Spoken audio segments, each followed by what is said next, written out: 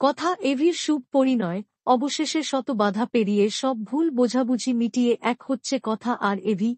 কথা ধারাবাহিকের অন্যতম প্রধান আকর্ষণ এই জুটি। ধারাবাহিকটির গল্প দুর্দান্ত হলেও কথা এভি খুব অল্প দিনের মধ্যেই দর্শকদের মনে বিশেষ জায়গা করে নিয়েছে। ধারাবাহিকের শুরুতেই ঘটনাচক্রে কথা এভির বিয়ে হয়, তবে তাদের মধ্যে ছিল প্রচুর ভুল বোঝাবুঝি ও বাধা বিপত্তি। ধীরে ধীরে দুজনেই একে অপরকে ভালোবেসে ফেলে।